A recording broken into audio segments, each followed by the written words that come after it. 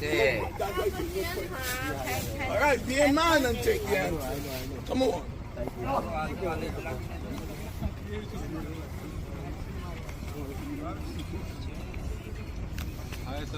Salam alaikum.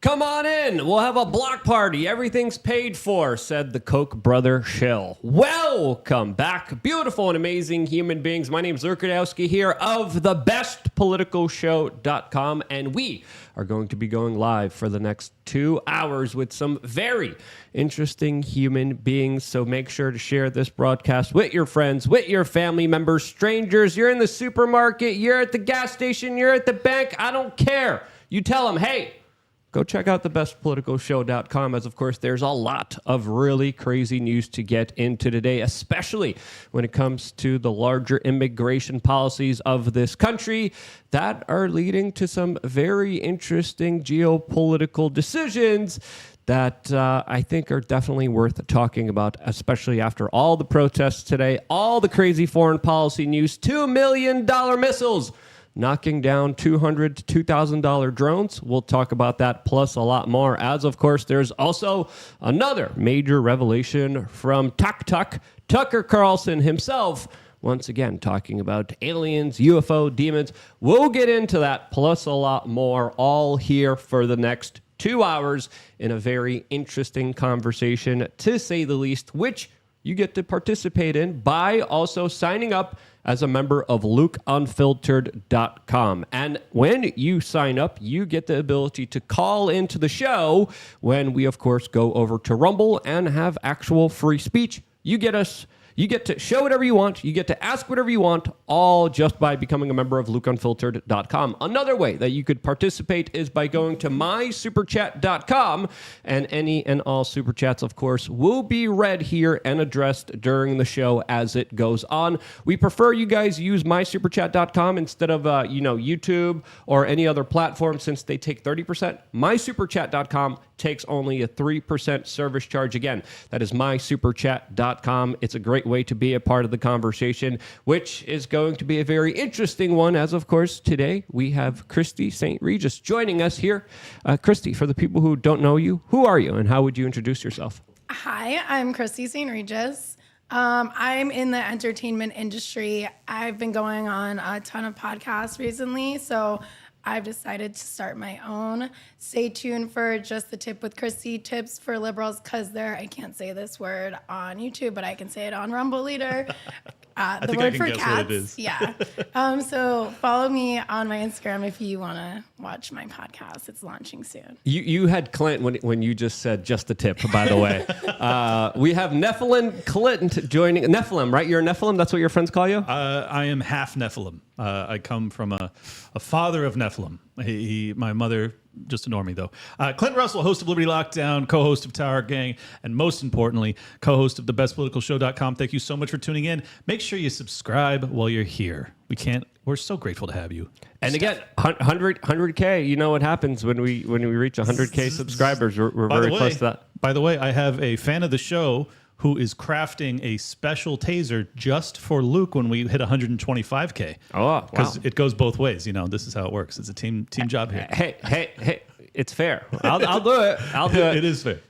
Steph, when are you getting tasered? And are you a Nephilim? Wow. Is that a loaded question? I'm not sure. Is that good or bad? It depends. Do I get my own taser too? No, you just get tasered. At 150K, you get tased. Okay. Well, if that's on my personal channel, I'll take it. Wait, what? What? No. No.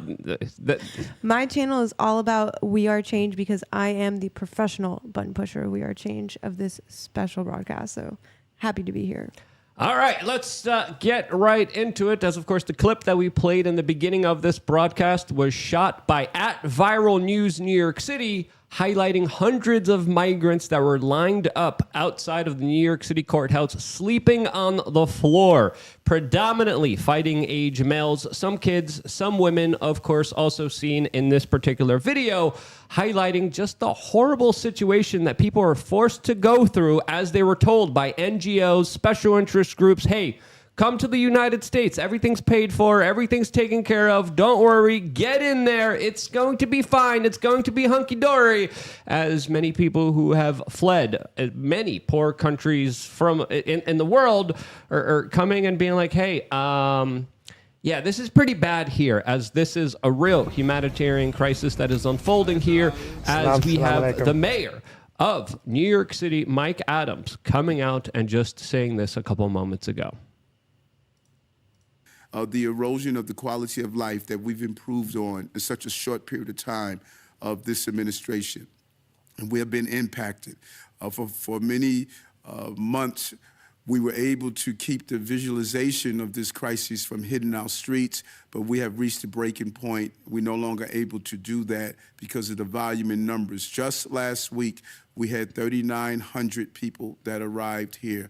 We are averaging anywhere from 2,500 to close to 4,000 a week. And if you do the math, you see that's 8,000 every 2 weeks, potentially 16,000 a month that we must feed, clothe, house, educate children, and all the services that you would give a normal adult. And we're seeing that play out on our streets of New York. And that is what the breaking point looks like, what we are experiencing right now. Wow. We're seeing those numbers.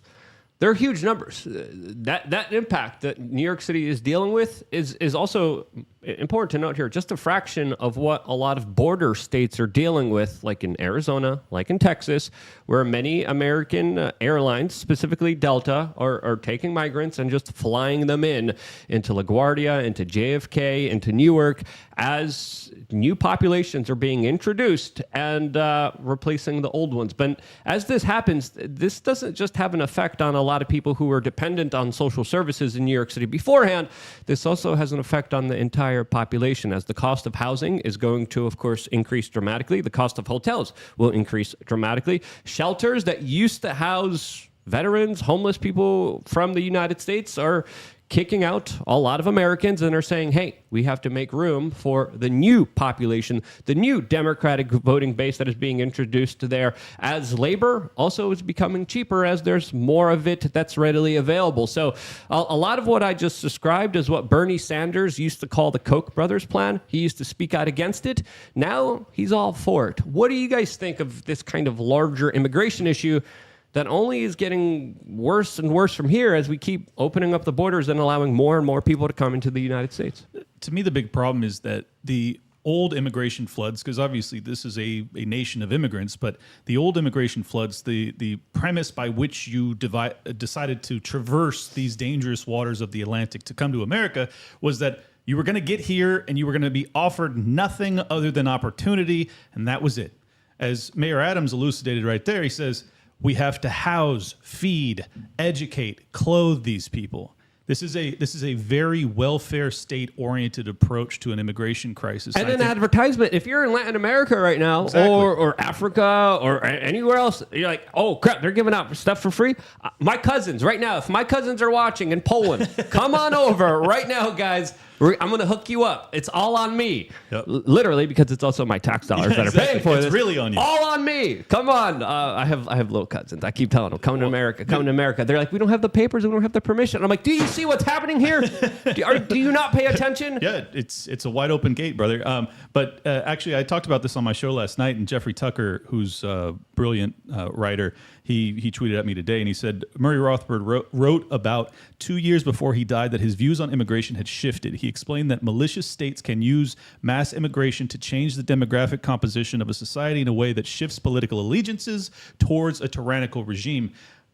that has been my arc on this immigration issue, is that like if this was 500,000 or 1 million people that were coming across undocumented annually, I really wouldn't have an issue with it. I think we've had that my entire life, and it hasn't destroyed the country. When you're talking 6 to 10 million people that are coming across, it gets to be a crisis. What do you think about it? I think it's absolutely nuts. I don't like anything about it. Like, inflation's already bad enough. Like, we already have enough to worry about actual citizens, and all we're doing is spending our tax dollars to other countries, and now we're just letting them in. Like you mentioned, a lot of them are like men that are fighting age. That's really scary. Like, that's like, we could have like inside terrorist attacks. Like, I think it's absolutely insane. Well, that's what the FBI is warning about. The FBI is saying, hey, there's a big possibility that a lot of our foreign enemies might use the situation at the southern border in order to get people into the United States in order to wreak havoc inside of the United States. Now, is that something that we should be looking at, especially when it comes to state sponsors of terrorism, as the FBI, CIA also have a very bad track record of importing those people, financing them, giving our tax dollars to them, and then essentially setting them up and engineering them to do really bad, awful things. So even when those guys are warning about, hey, we should look out with the current situation in the southern border, because there could be a larger kind of galvanizing event. But maybe they want a galvanizing event. Maybe they want this chaos. Maybe they want people fighting each other and being distrustful of each other. Maybe they want to sow more division in our society. Well, I think that if anybody watched the episode that we did with Vinny from PBD a couple weeks ago, and I totally lost my mind when I was talking about the head of the FBI, Christopher Wray, going up to Capitol Hill and saying, we need more tools, we need more funding, we need to re-up FISA 702, basically shred the Bill of Rights so that we can address these potential domestic extremism issues. But then simultaneously, you have a guy like Mayorkas, who's in charge of the borders, and he gets up there and he just lies and says, no, the borders are totally under control. And it's like, they're lying to us. They've been lying to us. They have these completely immoral, unconstitutional wars that absolutely destroy these nations. You then have these refugee and these immigration crises that, as far as I'm concerned, they're trying to foment. They're foisting it upon the American people, and I just don't know when people are going to say that they've had enough. Yeah, I mean, you can see the videos of them just coming in the border. Like, it's actually terrifying. And who knows what the bigger plan is? Like, who knows if like those men that are fighting age like already have a plan in action? Right. And then how are we going to even protect ourselves? Like, we're not going to be able to. Well, in the blue states, you're not even allowed to own a gun. So good luck. Yeah, but more importantly, a lot of people were saying, hey, we got to import these people because there's a big conflict that's going to be happening with China and Russia, and we need to import more fighting age males since people here aren't having any children. And that would be if a country actually wanted to win a war. I think the United States is being set up as the scapegoat. I think it's being deliberately set up to lose. It's being deliberately shooting itself in the foot with many of these insane policies that are not for the best interest of the American people. And, you know, my conspiracy mind automatically goes to what the CIA did over in China 3 years ago when they helped engineer. We're still on YouTube, so we can't talk about this. We'll talk about it on Rumble. But they engineered, a sickness that very conveniently helped off a lot of their friends and empowered them to be very rich and have more power and authority over us. And when you look at how closely the CIA kind of worked with China, when you look at the fentanyl coming from China, when you look at a lot of the food that is poisoning Americans, that essentially is making them fatter than ever, cancer rates going through the roof, self-harm rates going through the roof, mental health issues, of course, becoming a major problem for American youth. You have a country not only in decline, but you have a country that I think is being deliberately sabotaged, deliberately destroyed from the inside. We got some Rumble rants and super chats I wanted to read off. We got one from Eric, We Are Change, great name. You said, you rock, Luke. Well, thank you so much. I really appreciate that. We got another one from Based Joe saying, I'm just here to give you my money. Based Joe, thank you so much. We really appreciate that very much, as of course people are saying his name's not Joe. Listen, I'm dyslexic. I'm Polish too. So English is my second language. That's just how I read it. We got another one from We Are Change. Great name, by the way, saying, you rock. I really appreciate it. I think some of the responses to what Mayor Adams said here is very telling, as well as we have a meme here showing a sanctuary city now complaining about being used as a sanctuary city, and then a person laughing about this situation. But let's be honest here, Mayor Eric Adams welcomed this situation, said New York City is a sanctuary city, said, come on in, it's fine, it's amazing. Now he's saying the quality of life is going to go down. New York City is at a breaking point, as he's essentially advertising for more people to come in, saying, hey, we're going to give you more money, more food, we're going to take care of you, we're going to house you, come on in. What is this guy doing? Is he that dumb, or is he a criminal mastermind playing along, deliberately sabotaging the United States? What do you guys think? That's what they're all doing. If you can't just raise up your microphone a little bit. Yeah, that's literally what they're all doing. Like the people running this country, whoever's actually running it, they want to destroy America. They do not want to help us, like, at all. Like you said, they're putting stuff in the food and the water. Everyone's fat now. They're literally poisoning our food, poisoning our water, poisoning our air, like giving us vaccines. Like they are not trying to help us whatsoever. Yeah, I think the first time I heard about you, you were, I think, on the whatever podcast, and you brought up seed oils, and I think that's when you had my attention right away. I was like, okay, she could see, she knows what's up. Yeah, I'm very against seed oils. Yeah, you have to be. It's engine lubricant, but we keep trying to get Clint to stop douche fluting seed oils. But I'm working on it. Wait, is it That's made why of people seed get oils? sunburn. Yeah. Like the sun is good for you. We're supposed to live in the sun, and then they make everyone afraid of the sun. Yep. And then you're putting on sunscreen, which is just a bunch of chemicals causing cancer. If you prevent seed oils in your diet, you're not gonna burn. Well, a lot of suntan lotion actually got recalled not so long ago because it actually was linked towards causing the thing that it was supposed to be preventing.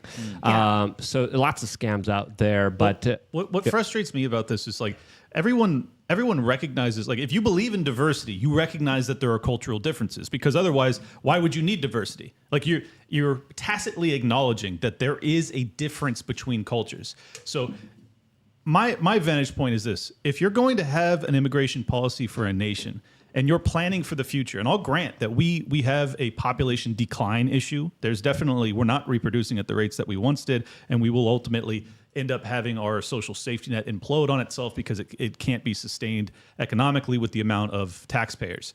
But the problem is, if you're going to try and bolster your population, then why would you not be screening for people that are only coming across because they want to work? Like that should be the key here. And it seems to be the last criteria. It's like, we're going to bring in anybody that wants to. If you don't want to work, that's arguably better, because then we know you're going to be signing up to vote for the Democrats. Absolutely. And I think that's my greatest frustration, is that, like, I'm not opposed to immigration, but it has to be somewhat managed. And if you're going to manage it at all, I think that you ought to be correlating it. Like Cubans, for instance. Love Cubans. They hate communism. They're my people. Bring them over. But the rest, I don't know. If there was some kind of, like, strategic plan here that called for importing fighting age males, then we can make an argument. Like, hey, we're going to go invade Canada. Listen, I'm a non-interventionist, except for Canada. Canada has been asking for it for a very long time. They deserve to be invaded. They deserve to be liberated for actual, true democracy. That's right. If we had a plan saying, "Hey guys, we're gonna now conquer those Canucks, and then actually not just lay waste to their land, but actually build on it and develop stuff and pillage their natural resources, but we need a whole bunch of men to actually do this. Let's go." Then you can make an argument like, hey, this is for the betterment of this country. But I want a lifetime supply of free syrup. So yeah. Clint has his interests. Okay, Clint knows what he wants. I want ice skates and I want syrup, and that's all you have to offer Canada, and I'm taking it. They don't have much to offer, but listen, they have a lot of natural resources, and I'm just saying. We talked about this with Jackson Hinkle, and he was kind of surprised by our answer. He was like, "Should we be non-interventionists?" We were like, "Everything except for Canada." Seriously, Canada has been asking for it for a very long time. But if we had something like the Wild West, we had a frontier that needed people to like go out there and explore, and to set up new homes, and to set up new land, and to set up farmlands, and to set up factories.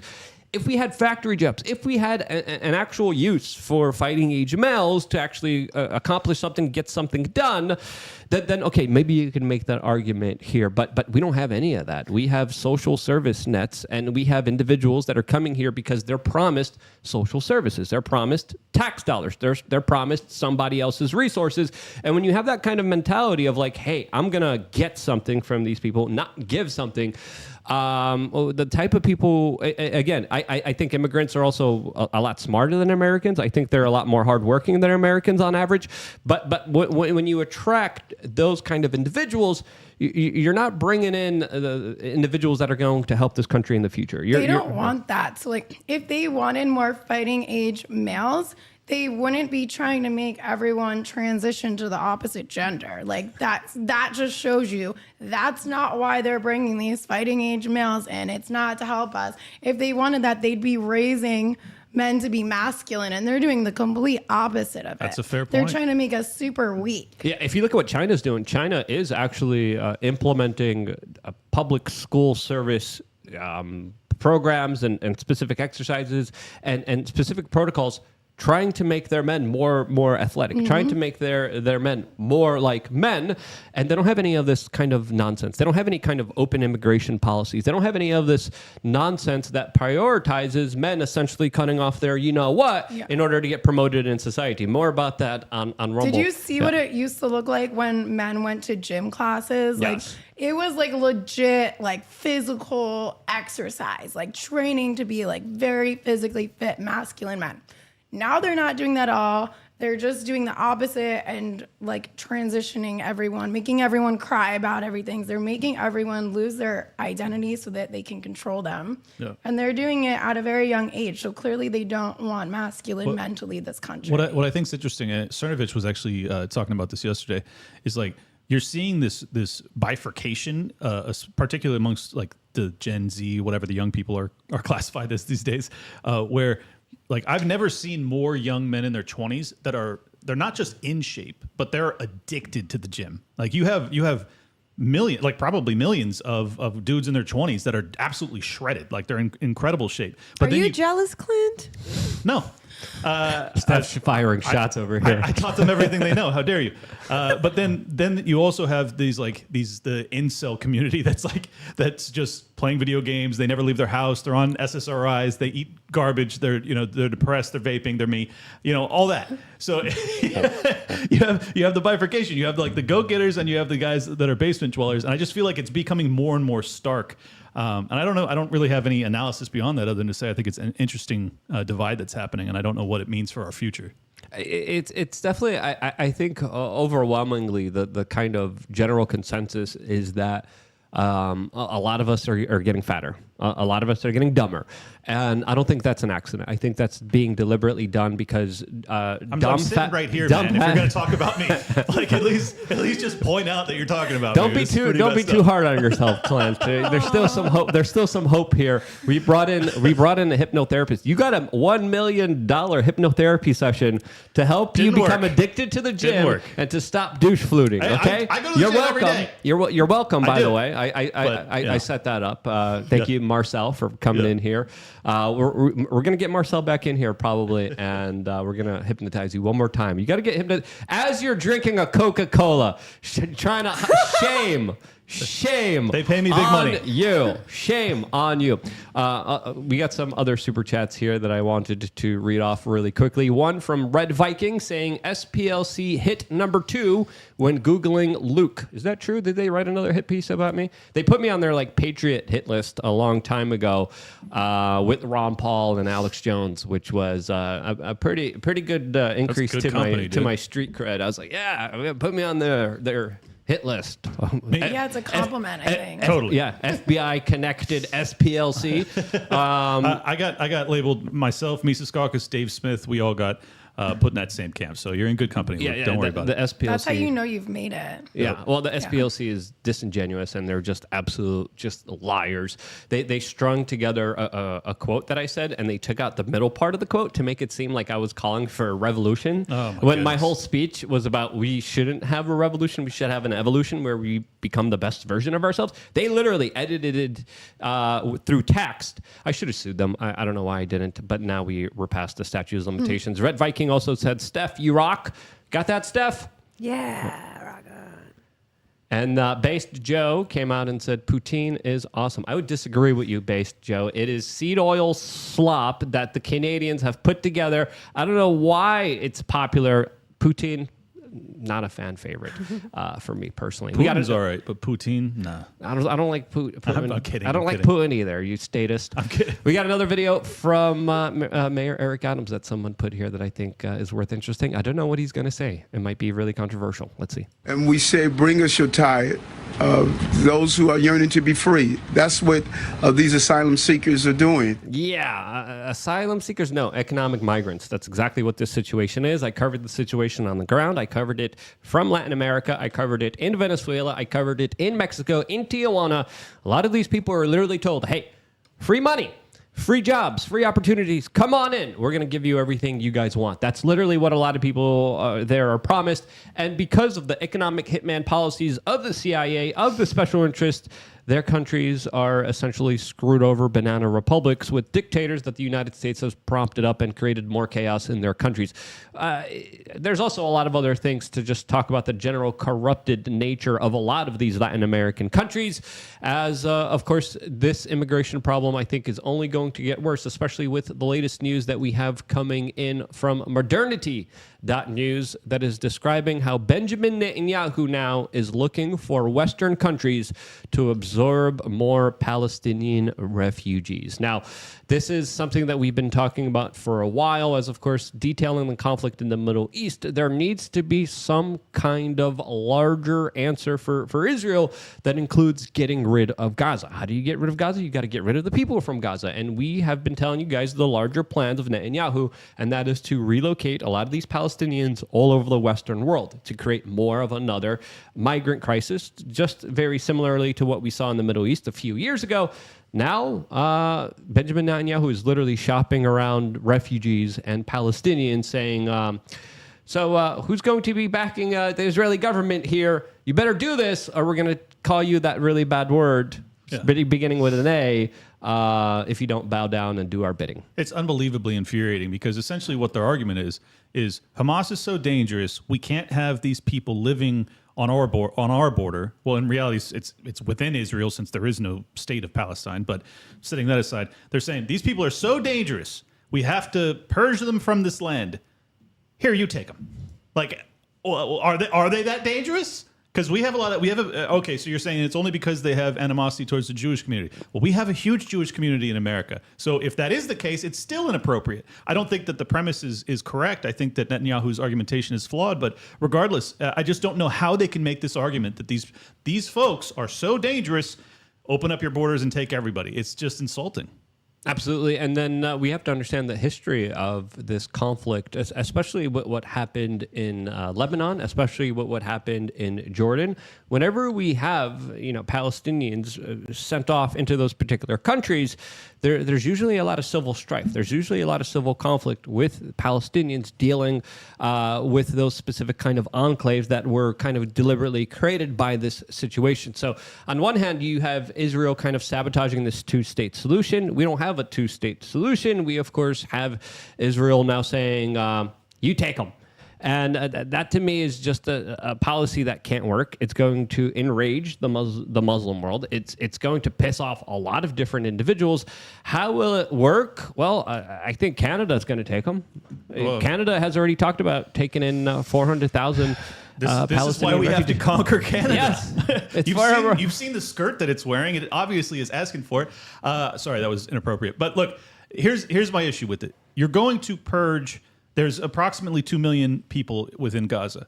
So your expectation, basically, he's hinting at that they're going to ethnically cleanse this land, and we're just supposed to sit around and say this is acceptable. As you've already killed approximately 10,000 innocent children. 8 to 10,000 that are civilians that are non-combatants on top of the children that I just detailed. It's absolutely catastrophic. And like as Luke already described it, the Muslim world is absolutely enraged over this. This is the exact same thing that happened in the wake of 9/11 with the global war on terror and all of the animosity that bred against the American people. Well, now simultaneously, even though this is Israel's action, because we are funding it, the U.S. government's funding it, once again, this enmity, this anger is being bred against the American people. And despite the fact that myself and every good, decent human being I know completely opposes this, and it's so dangerous. And then on top of that, we're going to have open borders and probably bring in another million refugees. And it's like, this is just suicidal. We're $34 trillion in debt. The interest on our national debt is enough to supersede our defense budget annually. That's this upcoming year, folks. This is not an exaggeration. This is here. This is now. And people just don't seem to care. I don't know when people are going to wake up. Yeah, if you look at this proposed policy by Netanyahu, it does kind of align with what the Israeli military and the IDF have been doing in Gaza. They, of course, relocated a lot of people in northern Gaza. They said, hey, get out of here.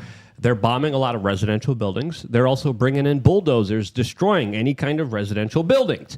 How will Gaza rebuild? They probably won't. And I think this is a part of the larger plan saying, hey, yeah, we destroyed everything. Someone needs to take these guys because they have nowhere to go.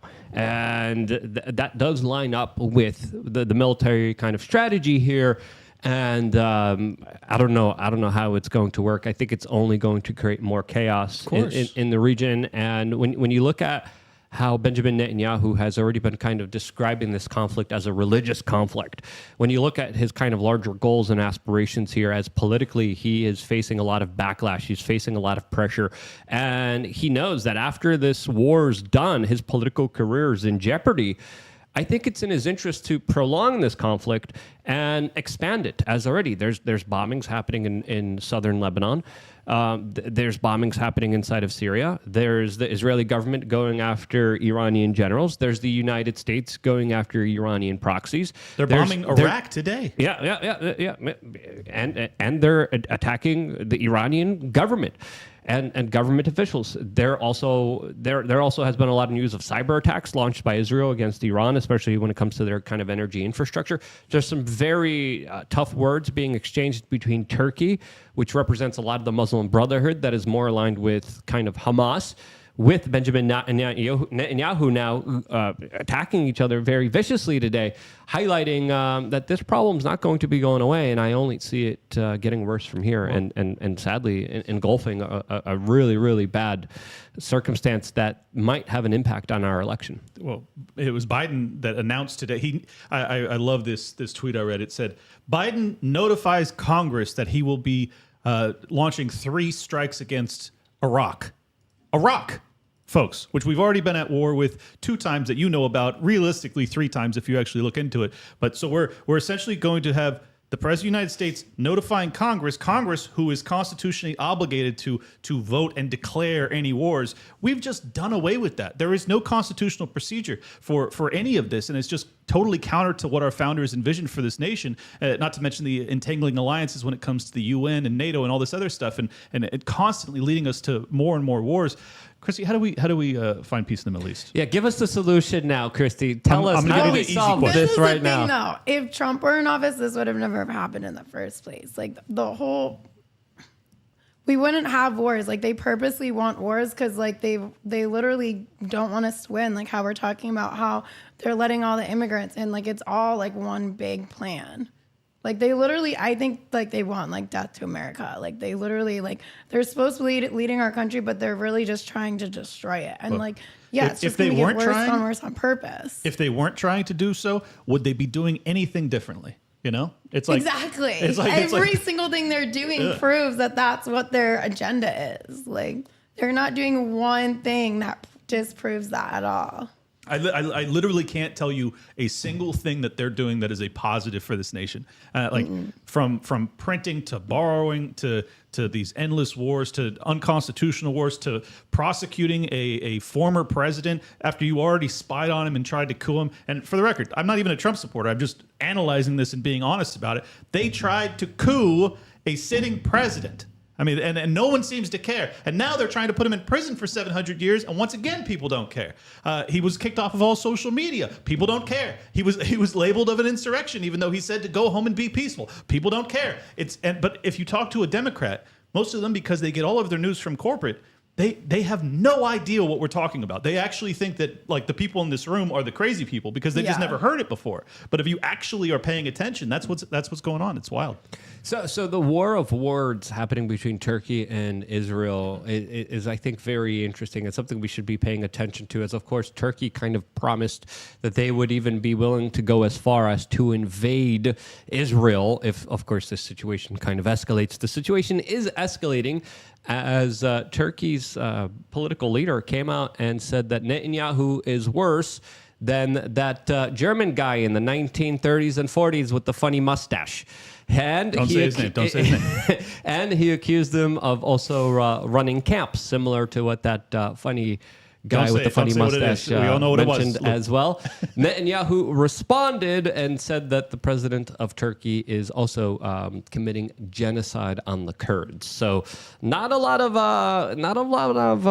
love between the Turks and the Israelis, as of course Turkey is a NATO member state, and it of course complicates the very geopolitical strange situation that the United States is in, as of course it is fully backing Israel. We have a lot of very interesting comments from the Russians that of course are becoming more and more in line with the Iranians and the Chinese, and you see the kind of alliances kind of shape up here. Yep. And Turkey is really the most interesting aspect of all of this, since they play a major role in a lot of this, and with Turkey also trying to expand their empire in the region, especially within Syria, which is also bordering Israel. Again, this is just a recipe of disaster. Well, and for those that don't remember, it was Colonel Douglas McGregor that came out about 2 months ago, maybe 6 weeks ago, where he said that the Turks could spin up over 1 million troops within 30 days if they chose to, if they wanted to go to war with Israel. I mean, you're talking... Like as we already described with like what is the intention with terrorism? It's always to fight a foe that so outpowers you that you draw them into a conflict that ends up destroying them. That's exactly what Al Qaeda did in the 1980s for us against Russia, and then they also, or the Mujahideen, which became Al Qaeda, and then Al Qaeda also did that to us on 9/11, and now we're looking at what Hamas has done to Israel, dragging them into a conflict that ultimately enrages a neighbor like Turkey, who could actually present a fighting force that could potentially endanger Israel's existence. So you're playing directly into the hands of the terrorists. And for the life of me, I don't understand how this lesson hasn't been learned. We've been dealing with this, plight of terrorism for decades now. And it might get a little bit worse, especially with this latest article that we have from the Daily Mail that is describing how 1 in 5 young Americans, quote, have a positive view of Tim Osman. I refuse to call him his legal name. I will only be referring to him by his CIA name.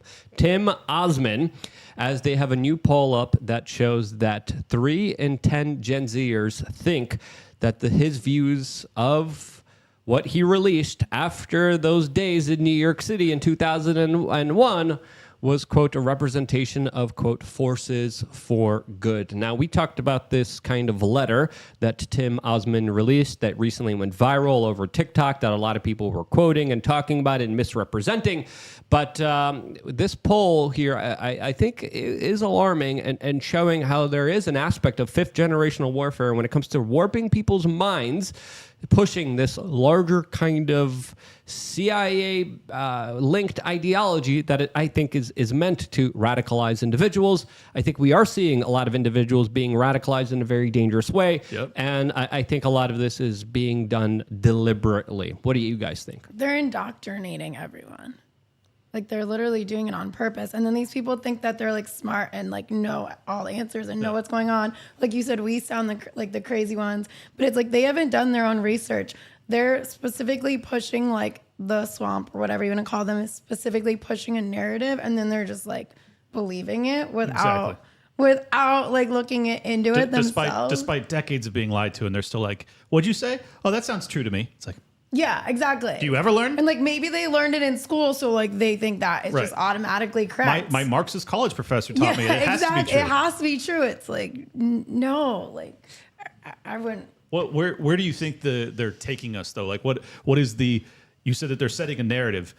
The narrative to me appears to be one of divide and conquer, that they're trying to make us hate one another, and then ultimately we will be more easily conquered. That's the vibe I get, but I can't really prove it. Oh yeah, 100%. Like they don't want to unite us at all. They're trying to divide us as much as possible, and everyone just gets like mad at everyone. But I mean, I really think it's about like making people not have an identity so that they can be controlled. Like whether it's in like the colleges or even just now it's in elementary school and stuff, they're literally telling everyone that there's more than two genders. They should explore those other options, and then they are. And it's literally so that they can just control them. If you don't know your own gender, you don't have an identity. If you cut your genitals off, you're going to forever be confused. So now they can just control you, and you're going to believe whatever narrative they want. They don't want you to be able to think for yourself. They don't want you to be able to push back or fight. They want you to be so confused. Like you literally just have to be controlled. These people want to be controlled. They don't want to have like freedom. They like being controlled.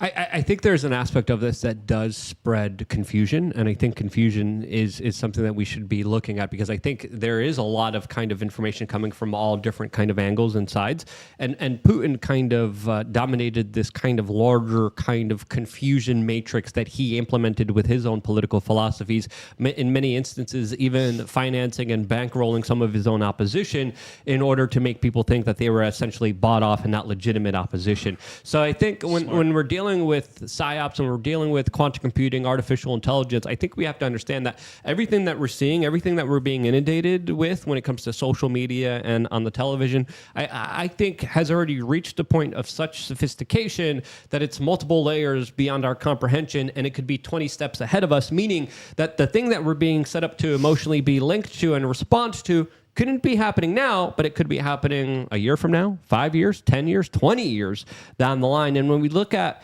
just how much emotional manipulation we already had on baseline levels, why wouldn't they ratchet it up in such complication to where they will have you where they want you 10 years down the line? And I think that's something that we should be actually considering and looking at. Yeah, well, maybe the target date is 2030. I guess we could call it an agenda, if you will.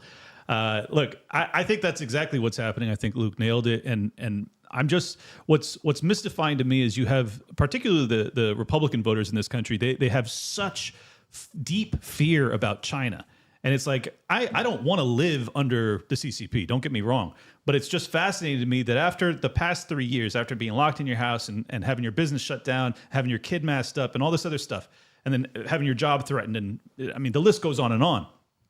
You're still afraid of China more than your own government? Like that is perplexing to me. And I think what gives me, just deep sadness and concern is that I always expected if America was to fall, it would come from some sort of external threat. I just never really thought that it would come from the inside. And I feel like we're hearing a phone ring and we don't know where it's coming from. And I'm like, it's inside the house, get out.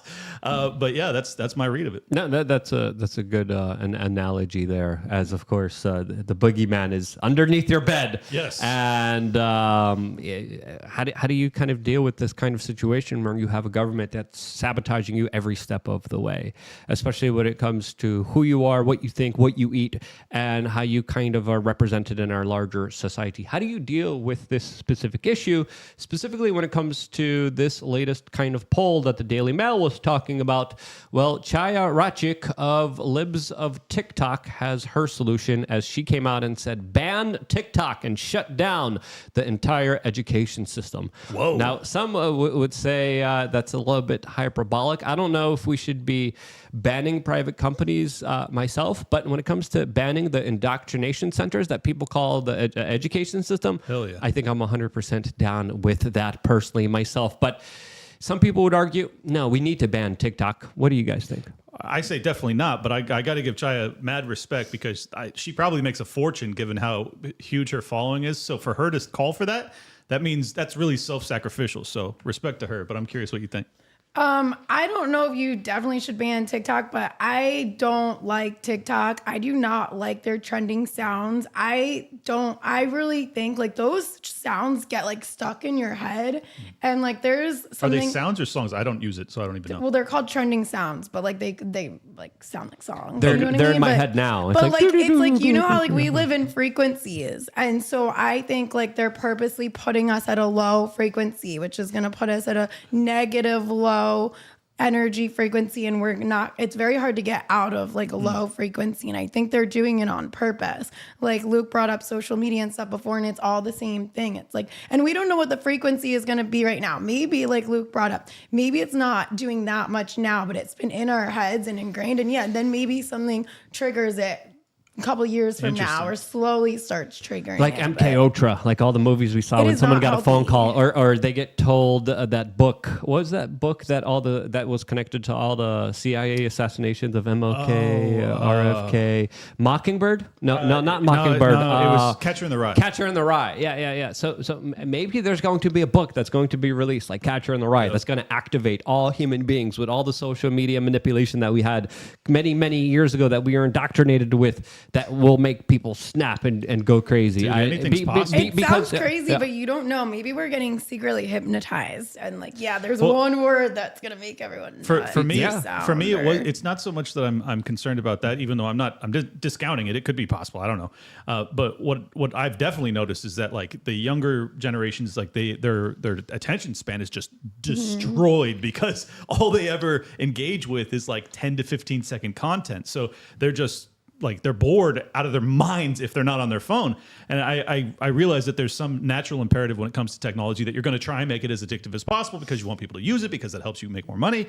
Like I get that aspect of it, but it also strikes me that there could be nefarious underlying motives that are making people more malleable. Especially if you're running a social media kind of algorithm, you can make people believe or feel many different things. So why wouldn't you do it in a way that makes it more advantageous for you? Right. Now, in a very kind of simple baseline way, we saw Facebook do a lot of human experimentation on unsuspecting Facebook users, seeing how they could make them feel based on the timeline that they specifically showed them. So they were running these tests many years ago. And I would say the level of sophistication, especially when it comes to algorithm manipulation that's happening right now, it's probably tenfold of where it used to be. But they were able to make people feel hate. They were able to make people feel sadness. They were able to make people feel happiness. Now, you add that to particular products. This is the baseline level of what they're doing. Oh, if someone feels, miserable and bad about themselves and sad, we could sell them McDonald's that they get to stuff their face with the cheeseburgers with, and then make themselves feel better. Ads. All right, so that's just like one baseline level of how they could do this. Now you add that to a lot of the kind of gender dysphoria. You add that to a lot of people essentially eugenicizing themselves. You add that to a lot of people deliberately not having families and choosing a lifestyle that is more indicative of short-term pleasure rather than long-term gratification, and you have a full-fledged depopulation program that you didn't even need to implement in a way other than making people think certain ideas. Well, let me make this even creepier. All of that you just described was before they had AGI, before they had really advanced, basically AI programs. Imagine what they'll be able to do where they can actually sculpt it so that the programming gets to be modified based off of your own makeup. So if you're the type of person like me, like if I get into a fight online, it'll have me engaged all day. Like I want to just destroy that person. So for me, if I get pissed, that's a good thing for them. So they'll be feeding me content that makes me enraged constantly. Other people, they're the type that if they get attacked or they get angry about something, they'll be the type that logs off. So they're just going to feed them puppies and all this stuff. But the AGI can actually adapt on the fly and just like sense your emotions and basically just make this addictive device even more addictive. It's going to be really wild. Yeah, someone in the comment section said commercials are horrifying. They are. And they definitely do set up a lot of predictive programming. They definitely affect your subconscious. They definitely affect the way that you view individuals, especially when it comes to how you view men, specifically white men, comparatively to, of course, the opposite gender, the opposite sex, the opposite race, and their portrayal and representation of people and how they interact does play a major role in how people treat each other. There's a famous Twitter channel called White Guys in Commercials, and they just keep playing over and over and over again this larger kind of Homer Simpson, Peter Griffin, larger kind of representation of fat, stupid, idiotic soy boys that are there to essentially be replaced and to be treated like, again, we can't get into it. We're going to get into it on Rumble, and then we're going to fully get into this specific topic, especially when it comes to the more kind of self-sabotaging activities that a lot of people are engaged in, might not even know how bad it is for them until it's too late. So we're going to be talking about that on Rumble in just a little bit, but we have other super chats that I wanted to read and get into. One, I'm going to read these super chats, but I also want to ask you guys, if you were controlling the algorithms and if you were a horrible human being that wanted to reduce the population of the earth, what would you be doing? I'm going to leave you guys with that question, but before you guys answer it, I want to read the super chat. One from Zip369 saying, Luke pointed me towards Alan Carr's Stop Smoking book. Thank you, Luke. After smoking for 16 years, I've been a happy non-smoker since June. If it could help me, that book might even help douche fluters like Clint. Yes, Zip, absolutely. 369, damn, you're fine. It's a great book, and if you struggle with addiction, they have a lot of different books for different substances that a lot of people are addicted to. For me, I used to smoke cigarettes, and there are some neurotropic benefits towards nicotine, but not to that flame retardant crap that they put in all the rolling papers now because some dumbass fell asleep with a cigarette in the 1980s, and now the big state nanny government is literally poisoning your tobacco. That's another issue. I wanted to quit. Couldn't do it in any other way. I read this one book, literally made me quit overnight. Read that book. At the end of that book, it literally said, smoke your last cigarette. I smoked my last cigarette, haven't smoked one since, and I don't want one. So that's great amazing book, especially if you struggle with addiction. Clint. We got another one by Stinky Socks saying, what's the PSYOP today? The Half Nephilim's latest episode was a banger. Shout out to Luke and shout out Tower Gang. What up? Based Joe just came out and said TikTok is a third-party vendor for the Uniparty. Absolutely. Lane Boy 63 said women are much hotter than tinfoil hat. Women are much hotter with a tinfoil hat on. Fun guest today. I felt like an addict feeding for this podcast over the holidays. Happy to see you guys live today. Thank you so much, Respect. Lane Boy. I really appreciate that. And these all are all my super people. chats. I recognize all these handles. I love it. Blue D. Goyler says, Benjamin Netanyahu is my cousin on the Hungarian side. YouTube made me edit my original post. The man is no good. And again, the guy is struggling politically, and he's going to have to deal with a lot of very significant pressures with people demanding he step down afterwards. So back to the question that I kind of asked you guys. If you were someone who believes that there's too many people in this world and you controlled people's emotions and you controlled people's actions, what would you make them do? Literally every single thing that they are doing. They started like, literally everything. Like they started with feminism, which is destroying the nuclear family and making people switch energy roles that they shouldn't be into. And then they did the whole transitioning people. And then they did vaccines. So even if you actually want to have a nuclear family, but you got a vaccine, you might not even be able to reproduce anymore. Consult with your doctors. We don't know that. We're not doctors here. I'm not a doctor, but... You sure? I'm not a doctor. I wouldn't want to be a doctor right now because I'm very against big pharma. We'll save that aspect for Rumble. Go ahead. Okay. So- But still, it's like, even if you did want a nuclear family and you wanted to reproduce, you might not be able to if you got the jab. I'm just going to say that. But literally every single thing. Oh, I shouldn't have said that one word. I'm sorry. I'm sorry. But literally every single thing that they're doing, like they're making people think that they need to switch their genders. So now it's like, and they're pushing like the pride stuff, and I don't really care like if you're gay or not, but like it's just pushing people so that they can't It's even harder to reproduce if you're naturally. gay. Yeah. So then you have to look elsewhere. But like if everyone's shifting over, there's not going to be enough people to even like do it for you at that point. Well, let me add to your list. They also made it so that a huge percentage of young people now believe that their own exhalation, their own breath is destroying the world. They believe that carbon will be the death of everything, even though it's also the product of life, and it's been the thing that has improved our existence more than any other technology, fossil fuels, in our entire lifetimes, if not in human history. It's insane that we're now convinced that we're overpopulated. We have people that are vowing not to have kids. We have wealthy billionaires that say, I don't want to give my kids money. I want to basically, leave the lightest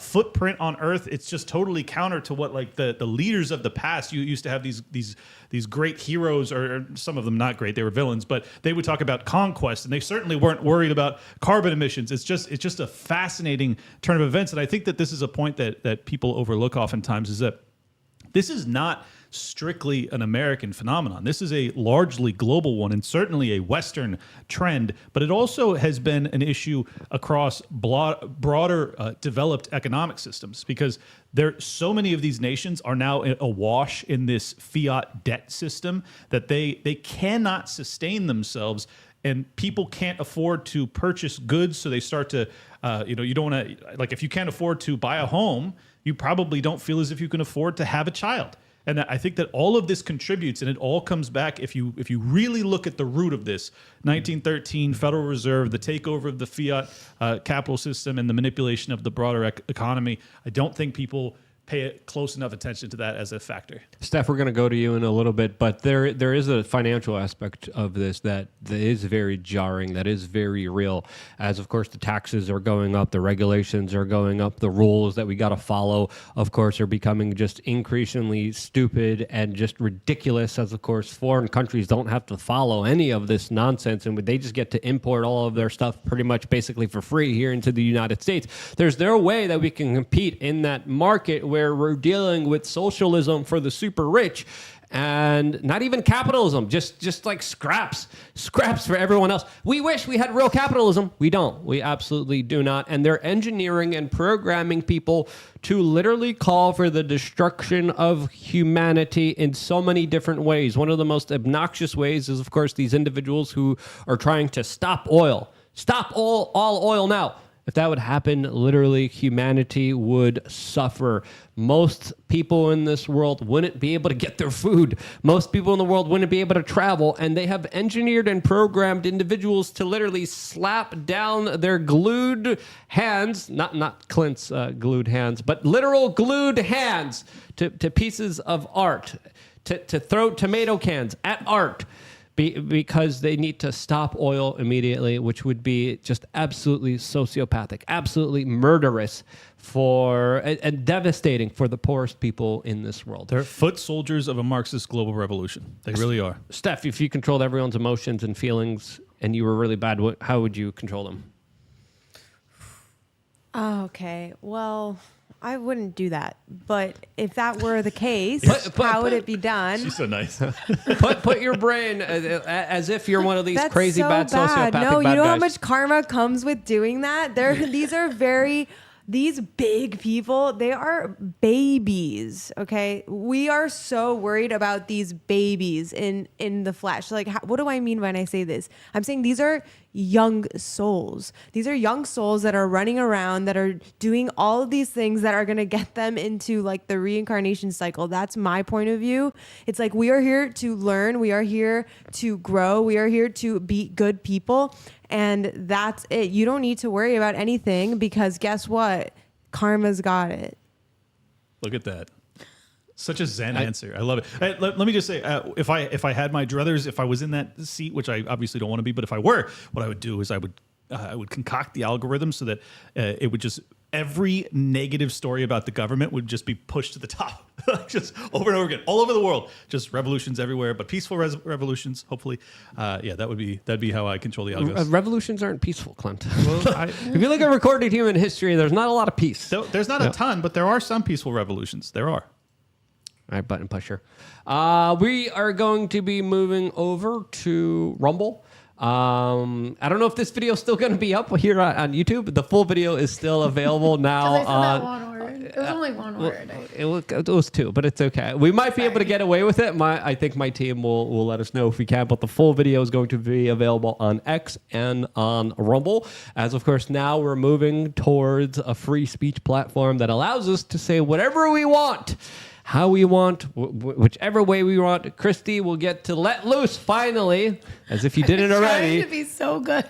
You made it 55 minutes. You were so close. You failed just by this much. But it happens, and it's difficult because we have to live in a society where sadly YouTube tries to control what people think, and they try to do that in very nefarious, evil, screwed up ways. And they have very vague terms of services. They have ways of striking channels, demonetizing channels, deranking channels that, of course, try to make sure that you can't get into anything that's too close to the truth. Because if you do expose it, the people that are, of course, working with YouTube and controlling them and telling them what to do, they really don't like that. And then, of course, they do everything they can in their power to make sure that the platform that everyone's on is restricted in many different ways. Rumble has reached out to us. We are working with them, full kind of transparency here, and they're freaking awesome. I was like, hey, can I say what I want? Yeah. Can I show what I want? Like, yep. I'm like, that's all I needed to hear. And this is where I want to build my foundation. This is where I want to build my future. And again, we have close to 1 million subscribers on YouTube. We have nearly 100,000 subscribers on Rumble.